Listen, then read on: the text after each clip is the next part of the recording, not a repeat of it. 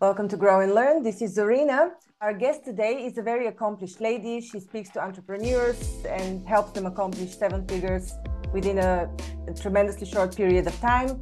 She's a Princeton graduate and she wrote a few best-selling books, among which Phenomenal Feminine Entrepreneurs, Business, Life, Universe, and How to Make a Six-Figure Income Working Part-Time. She was selected as Life Coach of the Year by the International Association of Top Professionals. She's in the same train as Grant Cardone, Jack Canfield, and Les Brown. So today I am welcoming with great pleasure Rebecca Elizabeth Whitman. Hi, Rebecca. Hi, it's so great to be here, Zorina. Thanks for having me on your show. Great pleasure. I feel honored. So, Rebecca, yeah, we don't know much about you, or at least I assume so. Maybe my listeners do know you because of the amazing credentials and the best-selling books that you have. But tell us a bit more about your background, how you started doing what you're doing right now. Yeah, it's funny that I got rated Life Coach of the Year because I moved to LA 22 years ago to pursue my dream of being an actress. And I had small parts on big shows like Friends, CSI, and 24. Cool. And Wow. I fell into the kids' acting school business to pay my bills, and the kids were busy during the day with school. So I would attend lectures with great spiritual leaders like Michael Beckwith, Esther Hicks, Louise Hay, Wayne Dyer. And I started applying the law of attraction to my job at the children's acting school, and I made six figures. And the application of it to my love life was not as successful. I was in the habit of picking emotionally unavailable guys who did not treat me very well. And I married one, hoping that he would change. Of course, he did not. And 3 years after marriage, I filed for divorce. And as my marriage was unraveling, painfully, my dad was slowly dying in a nursing home. And in one of our last conversations, he said, I think you should write a book. And I had no idea what I was going to write about.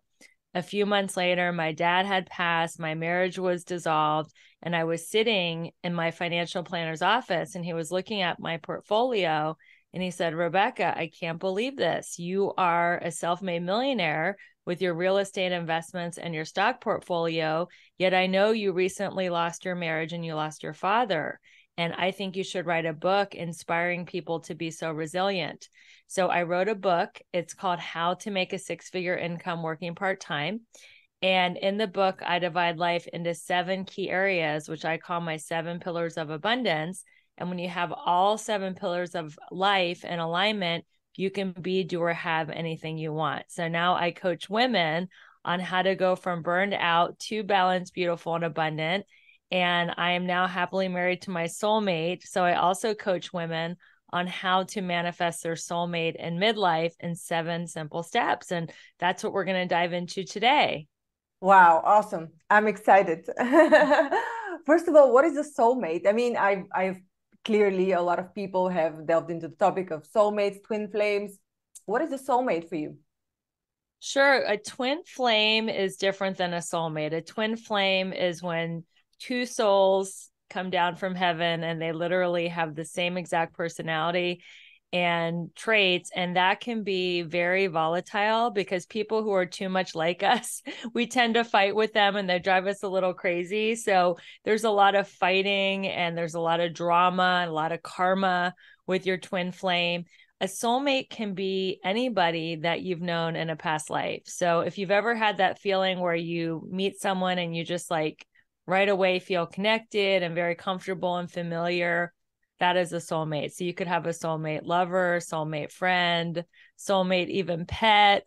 So it's just someone that you feel very connected with. And there's like a past connection, like, wow, haven't I met you before? That type of thing. So I recommend that people do not try for their twin flame because it's very dramatic and it could be so painful. And I teach people how to find their soulmate in seven simple steps. Mm-hmm. How to choose though for the good soulmate rather than the soulmate that is just bringing past life karma and it's just there to get us back, or we're there to teach them a lesson to close the That's chapter. Yeah, that's a great question. Well, you will see in the courtship phase and the dating phase, if somebody is not kind to you and not loving, then walk away.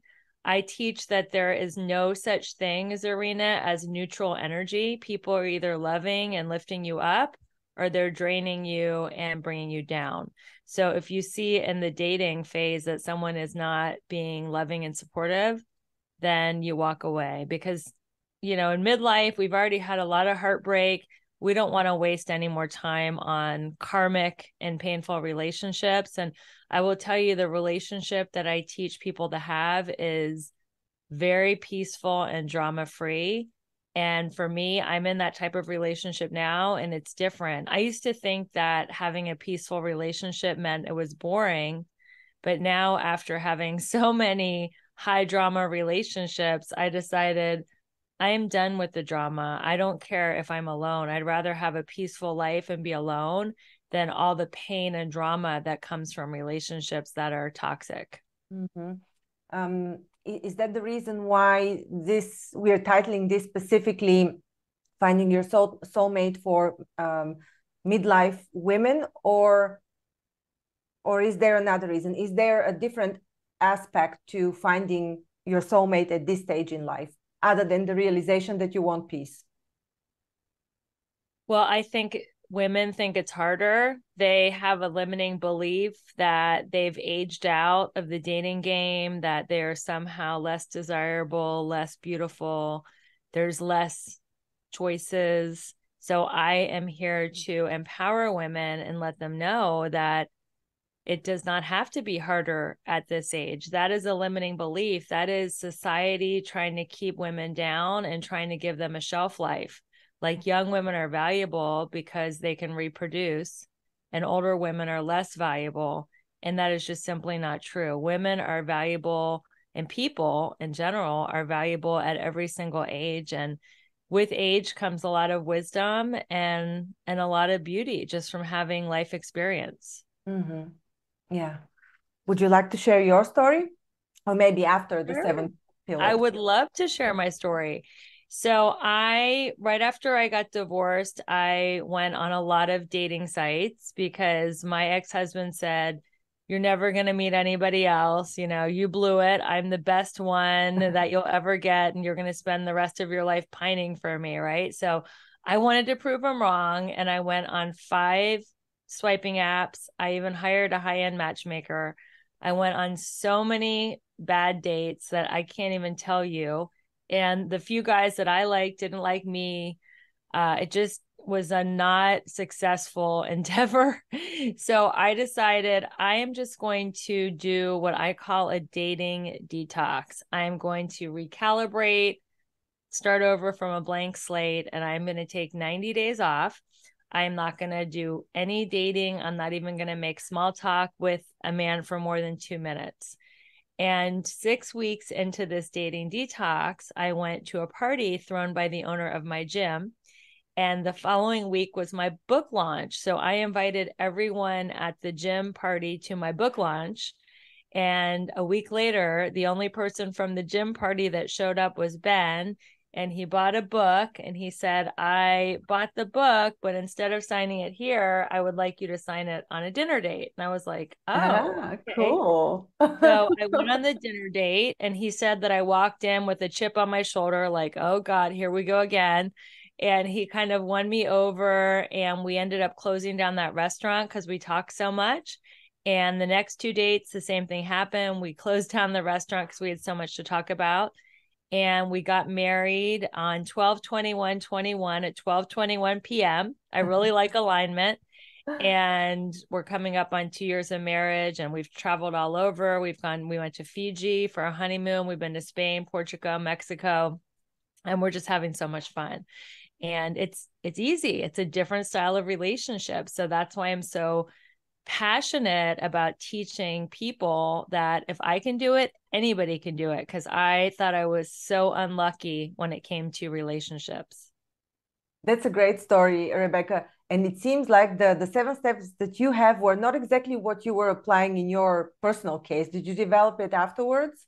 Because in your case, it seems like you simply released and let go and made space.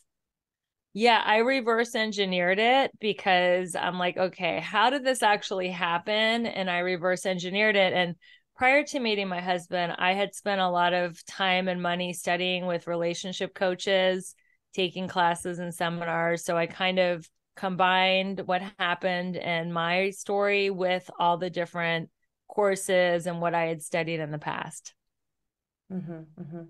Okay, let's dive in. The 7 steps. Okay, the first step is to process and release your past. And that is very important because we get into patterns. Like I was in the pattern of choosing emotionally unavailable men, and I wanted to look at that pattern. So the next time that type of person showed up, I would not go for the same man. So we look at your patterns, we see what you're doing right, what you're doing wrong, and we don't want to keep doing the same thing over and over again, because the definition of insanity is to do the same thing over and over again and expect a different result. So that is step 1. Should I keep going? Yeah, please. Step 2 is radical self-acceptance. So we all think, oh, well, I'll start dating when I lose 10 pounds, when I balance my checkbook, when I clean my house, when I get a better job, when I get a better car. And we put off our future love into the future. And radical self-acceptance says you are everything you need to be right now to attract the love of your life. You don't need to do anything else. And that person is going to love and accept you for exactly who you are. How do you practice that? Stop criticizing yourself. You stop beating yourself up. I'm a recovering perfectionist, so I would always look at things that were wrong with myself instead of things that were right. So I recommend taking the words would have, could have, and should have out of your vocabulary, because those are words that we use to beat ourselves up, and just practice affirmations, like saying the affirmation, I am exactly where I'm supposed to be. I am enough. I have everything I need to attract my soulmate.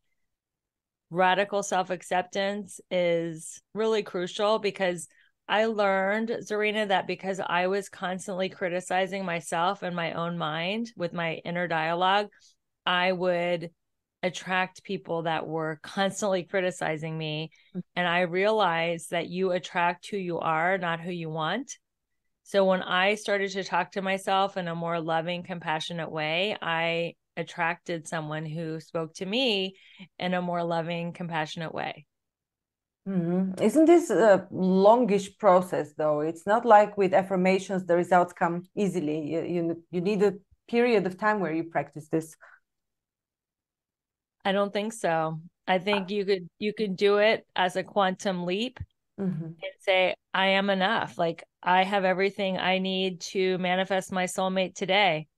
Obviously, you want to keep practicing affirmations and self-love, but you can just decide that I'm not going to beat myself up anymore. I'm done with that. I am going to start loving myself today to the best of my capacity. Awesome. Okay, let's go to step 3. Okay, step 3 is masculine and feminine energy. So choose your polarity. Feminine energy is more receptive, available, and respecting. Masculine energy is competitive, conquering, and controlling.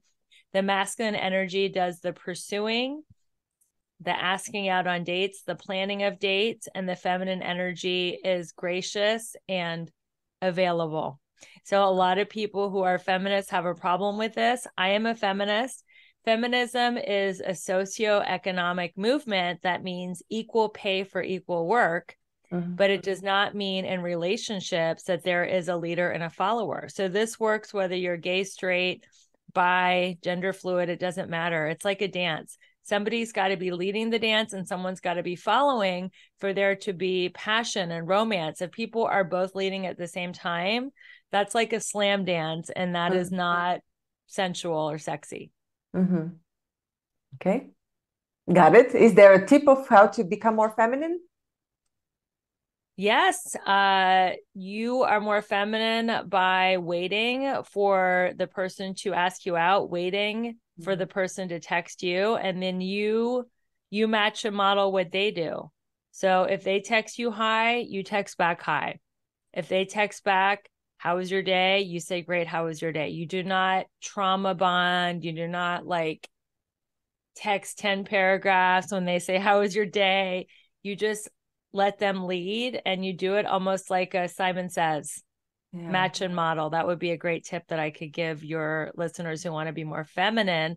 And if you want to be more masculine, lead, like ask people out. And again, it doesn't matter what your gender is. If you want to be the leader in the relationship, ask someone out, plan the dates, and don't be scared of rejection, because the masculine gets rejected more.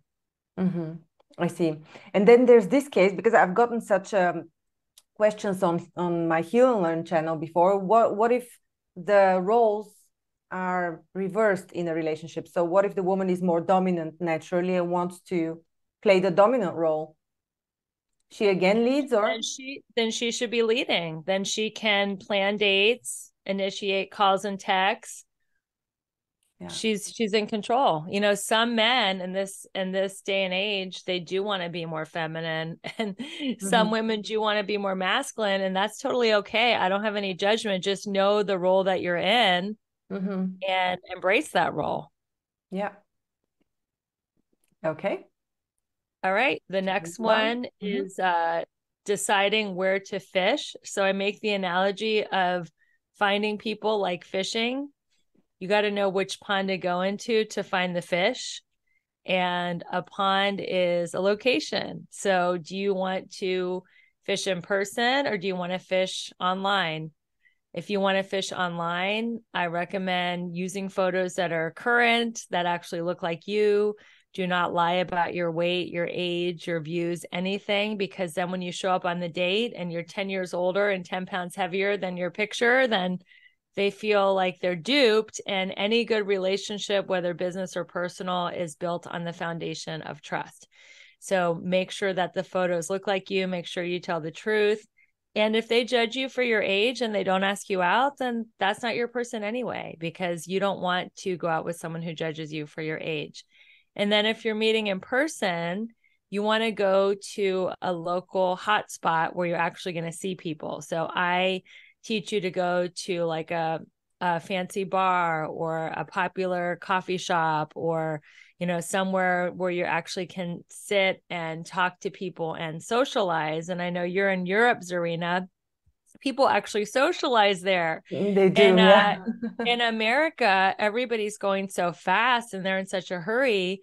When they go to their local coffee shop, they get their coffee, you know, they're looking at their cell phone the whole time. They're zooming off to their next appointment, or they're drinking the coffee in their car while they're on a Zoom. Like in Europe, I feel like people are slower when it comes to the cafe culture. And I teach people wherever they live, go to the local coffee shop and actually talk to people, smile at everyone, not just the opposite sex, not just the person that you are attracted to, but just practice keeping your eyes open, your heart open, making eye contact, connecting, smiling, and talking. That makes you approachable. When you're moving so fast, nobody can catch you. So you got to slow down so people can catch you. I have a funny story about that, because my mom is 80 and she comes and visits me in LA, and she has a bad back. So often she has to sit down because her back is hurting. And she meets guys all the time and they're just talking to her because she's sitting there. She's not running around, and she gets into conversations like all the time. So I promise you guys, if you can just stay put in one place and slow down and just keep your eyes off your phone, you are going to get into conversations. And it might not even be love. Like a lot of people on the show are business people. Someone might offer you your next financial opportunity or job or anything if you just, and you can time block it. Like, I'm just going to do this for 30 or 45 minutes a week. It doesn't have to be like all day, every day. Time block 35 minutes a week. I'm just going to sit somewhere and I call it present myself to the world. Great advice. Well, I'm not surprised that your mother, I mean, if you're carrying her genes, I'm not surprised that she gets approached constantly. That's very sweet. Okay. The next step is first date etiquette. So it's very important that if you do get a first date, that's a big deal, because so many people are going back and forth on the dating apps and nobody's asking out anybody and people are scared. So if you get on a first date, that is a total and complete win. But when you're on the first date, you want to make sure that you actually get asked out on the second date. So there's a few tips that I would say. The number one tip is don't be late, because that is a total disrespect of somebody's time. The other thing is, do not look at your phone. I don't care if you're showing them your pet or your kid. The timing was always like this, at least for me. Right as I'm pulling out my phone to show my dog, I get a text from Bumble. Oh, you matched someone. Yeah. It's like, talk about a buzzkill for the other person. Like, Yeah. they're trying to get to know you to see if you could be a romantic partner, and they're seeing that you're like matching with other people. That's a turnoff. So do not touch your phone. Another tip for the first date is meet at a public place. Do not let them pick you up, and they can walk you to your car, but do not go to another location, because you want to leave them wanting more. And if you like go on an hour coffee date and then you extend it, and before you know it, it's 8 hours, they already have had like 8 dates with you. There's no need to ask you out again. They know everything they need to know. So you want to keep yourself mysterious and just give, a little bit of yourself. Don't overshare. If somebody asks you, well, why did you get a divorce? Why did your last relationship end? What kind of, sex positions do you like? I mean, people ask crazy questions these days. You can just smile and say, I'd rather not say. Like, you do not have to answer every question. You want to be mysterious. So those are some tips for the first date. Right. And also, I think a lot of high-powered women probably love your show. Don't brag about yourself, because that makes the guy feel like they're not enough. Women have a wound of I'm not good enough, and men have a wound of I'm inadequate. And if you're like, yeah, I'm the CEO of a Fortune 500 company, and I closed $10 million in sales last week, and I'm about to speak, at an international conference, or it's not good for the first date, because they're going to be like, wow, she's never going to like me, or she's too successful for me. You want to just, make it really simple. Talk about your family, talk about your hobbies. Don't brag about yourself, because it can be intimidating. Well, I have a few friends that fall in the category that we're talking about, and they've shared that they don't really want to go out there. They feel like they're past this stage where they're able to go to a club, let's say, and they're not enjoying this experience of going out so much. And so they say, if it's meant to happen, it will happen. Maybe I'll go to a party, I'll get to meet somebody will introduce me. They're hoping for these kind of instances where fate will match them up. What do you think about that? I think you have to get in harm's way. Fate is part of it, but if you're at home working on your computer all day, how are you going to meet someone? So if you are out and about and you're doing what I said, making eye contact with everybody, saying hi, I don't care if you do it at the grocery store, the coffee shop, the gym, just start talking to people and be approachable. And I don't think fate can work if you don't leave your house, but fate can work if you are open-minded and open-hearted and talk to people and are just sending love into the world. That's what the world really needs. There's so many people that are so scared and they're not friendly and they're not approachable. If you're that person that is just loving, friendly, and approachable and talking to everyone and saying hi wherever you go, you are going to meet someone. And it takes courage to be that way, because people might think, oh, well, if I'm friendly to everyone, they're going to think I'm weird, or they're going to think there's something wrong with me. But there's nothing weird with being a loving, kind person. That's what the world actually needs more of. So if you leave your house and that's your intention, you might not meet your soulmate that day, but you will have spread some love and light and made the world a better place. Love that. Thank you. All right. So the next step is dating life. And I recommend that you date at least 3 people at the same time.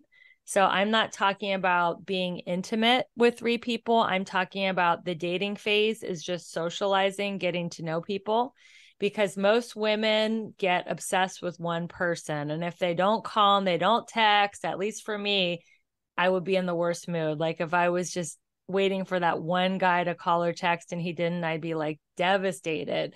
So you want to diversify your interests. I know this is a business podcast. So 1 guy is obsession, 2 is a love triangle. It's either or. 3+ is diversification. Just like you want a diversified stock portfolio, you want diversified people to socialize with.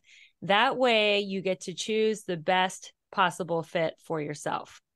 And you don't have to hide it. If they ask if you're dating other people, you say, absolutely, aren't you? I mean, isn't that what we're doing? We're dating people and we're getting to know them and we're trying to find who the best fit is. So I recommend dating at least 3 people.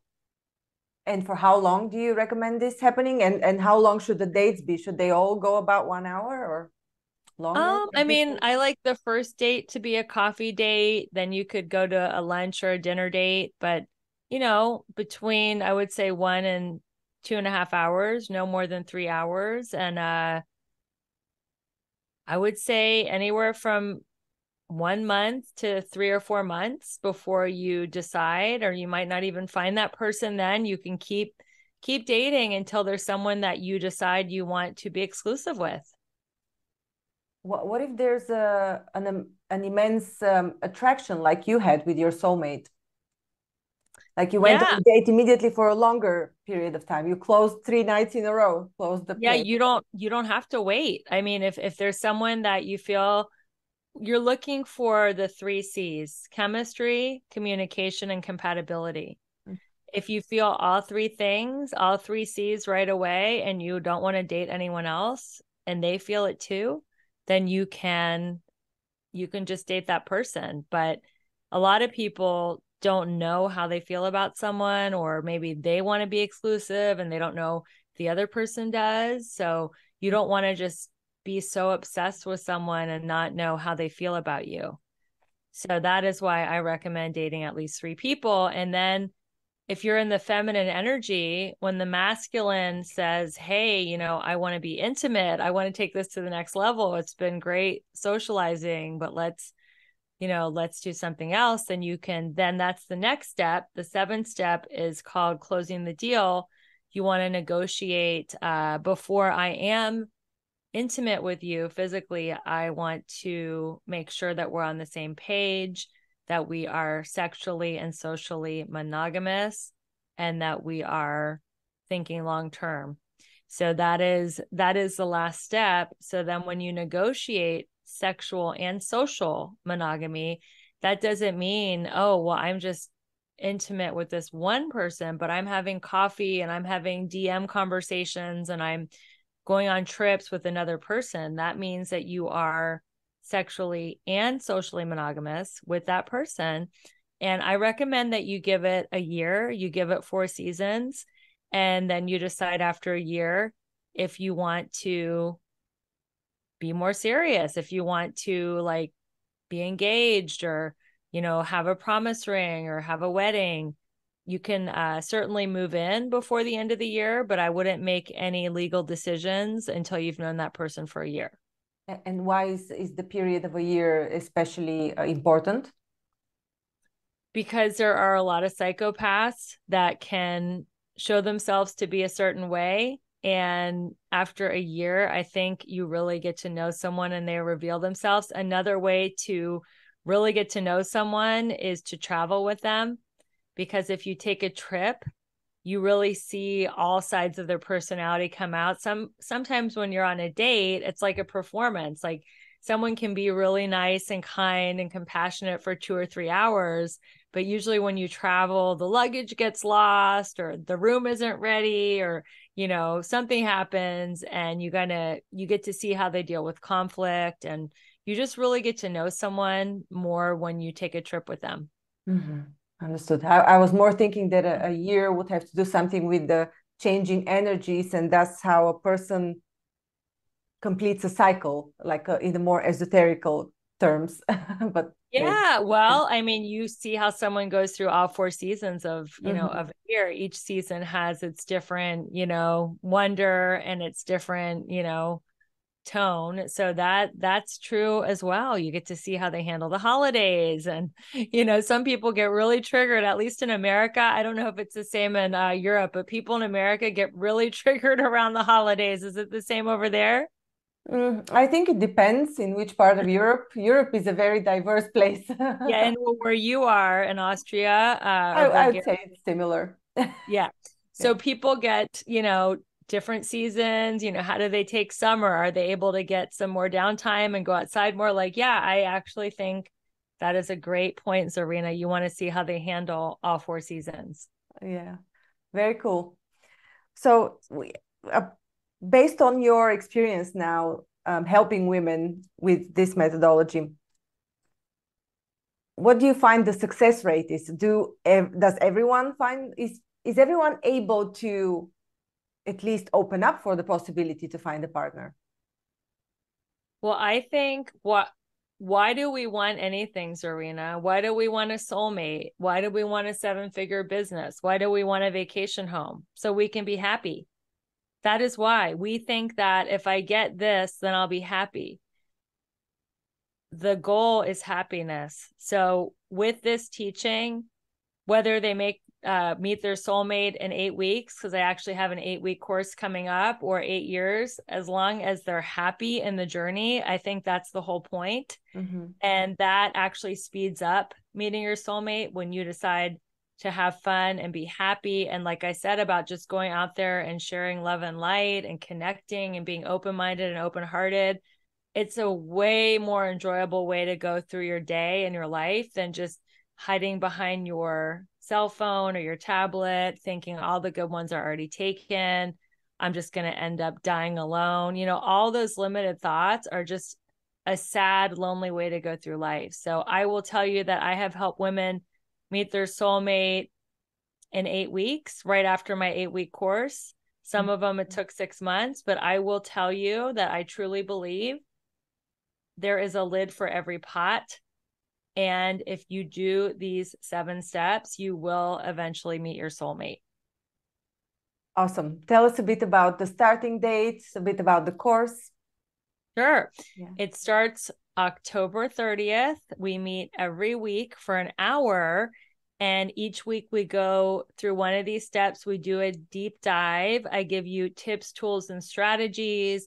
I also help you with your online dating profile, help you choose pictures, help you choose the exact words that it's going to help you attract your soulmate a lot faster, and really just hold your hand and take you from, oh my God, am I always going to be alone? Do soulmates even exist? To having a roadmap to meeting your soulmate and knowing exactly what to do, having a plan to follow. And it's going to be amazing. It's going to be 8 weeks. It starts in October. The last week is right before the holidays. So my commitment and my vision is for the women who take this class to have their soulmate by the holidays. Awesome. To present them to the family. Yes, exactly. Take them home for the holidays. Exactly. Have a New Year's Eve date, Right. So that is my goal. So where can people register for your course? Yeah, first, I want to interview you to make sure you are the right fit. So I have a link tree that Zarina will be sharing in the show notes. And in the link tree, you can schedule your Magnetized Love call. It's a 30-minute get to know you call to see if you qualify for the course. So that is how you do it. And you can also follow me on Instagram, Clubhouse, Twitter, TikTok at Rebecca E. Whitman. Awesome. Thank you so much for sharing the steps and for sharing your story. It was inspiring. I hope it's inspired a lot of women as well to search for happiness. I hope it's inspired a lot of women, because I know, like I said, I was a disaster when it came to love. And if I can do it, anyone can do it. You can also find my podcast, Balanced, Beautiful, and Abundant. And my website is Rebecca Elizabeth Whitman with a Z. But I would love to stay in touch with you and root for you on your journey to finding love, because you deserve it. Thank you for listening to Grow and Learn. We hope that you found our podcast informative, engaging, and inspiring. Our mission is to help you keep growing and learning, and we hope that our conversations and insights have provided you with practical advice and useful perspectives. If you're looking for personalized support and guidance to help you achieve your personal or professional growth objectives, I offer a range of services to help. As a trusted management partner and mentor, I work with businesses in the process of transformation, looking for new streams of business, as well as M&A. With an extensive professional network of experts and mentors, I can bring on board the right person or team based on the specific needs of the company I'm working with. To learn more about the services I offer and how I can help you achieve your goals, visit my website at grownlearn.org. You can also reach out to me via email or social media. I'd love to hear from you. And if you enjoyed this episode of Grow and Learn, please subscribe to our podcast and leave us a review. Your feedback is important to us, and it helps us to continue to create content that is relevant and valuable to our listeners. Thanks again for listening, and we look forward to sharing more insights and perspectives with you in the future.